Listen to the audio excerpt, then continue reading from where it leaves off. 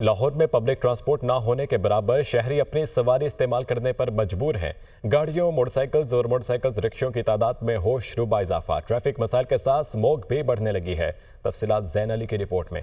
Public transport نہ ہونے کے باعث شہری اپنی سواری استعمال کرنے پر مجبور۔ پہلے اگر ایک بس میں 70 مسافر سوار ہوتے تھے تو آج ان کے لیے 20 متبادل سواریاں درکار ہیں۔ ٹانگوں اور ڈبل ڈیکر سے شروع ہونے والا پبلک ٹرانسپورٹ کا سفر اب نجی گاڑیوں اور موٹر سائیکلوں تک پہنچ گیا ہے۔ وہیکلز کی بڑھتی تعداد ٹریفک کا دباؤ بڑھانے اور آلودگی پھیلانے میں کلیدی کردار ادا کر رہی ہے۔ پبلک ٹرانسپورٹ نہ ہونے سے وہیکلز اور بائکس کی تعداد میں ہوش ربا حد تک اضافہ ہونے لگا ہے۔ لاہور میں 83 لاکھ کے قریب گاڑیاں اور موٹر سائیکلیں رجسٹرڈ ہیں۔ تقریباً 61 لاکھ موٹر سائیکلیں اور موٹر سائیکل رکشے ہیں، جبکہ گاڑیوں کی تعداد 22 لاکھ تک جا پہنچی ہے۔ 10 لاکھ کے قریب گاڑیاں روزانہ دوسرے شہروں سے لاہور کا رخ کرتی ہیں۔ آلودگی پیدا کرنے کے لیے لاہور کی سڑکوں پر ہر وقت 20 لاکھ سے زائد گاڑیاں، بائکس اور موٹر سائیکل رکشے موجود رہتے ہیں۔ C T O Lahore Ammar Athar نے ٹریفک اور اسموگ کنٹرول کرنے کا بہترین حل پبلک ٹرانسپورٹ کو قرار دیا ہے۔ کہتی ہیں جو تھوڑی بہت ٹرانسپورٹ چل رہی ہے وہ بھی مربوط نہیں ہے، اسی کے باعث لوگ موٹر سائیکل رکشہ اپنی بائکس اور گاڑیاں استعمال کرنے پر مجبور ہیں۔ لاہور کی جتنی بھی سراؤنڈنگز ہیں، جتنا آپ کو پتہ ہے ارد گرد کے ہمارے شہر ہیں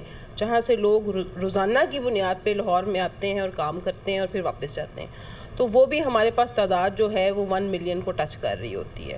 تو اس کا جو بیسک جو اس کا سلوشن ہے، میں سمجھتی ہوں اتنی ٹریفک کا، اور جو ہم ہمیشہ سنتے ہیں بڑی بے ہنگم ہے، بہت زیادہ ٹریفک ہے، اس کا جو مین سلوشن ہے وہ پبلک ٹرانسپورٹ سسٹم ہے۔ تو یہ جب تک یہ ٹرانسپورٹ سسٹم پبلک کا انٹر کنیکٹڈ نہیں ہوگا اور اس کو پتہ نہیں ہوگا کہ مجھے اپنی سواری کی ضرورت نہیں پڑے گی، جب تک ایسا نہیں ہوگا تب تک وہ اپنی سواری رکھے گا۔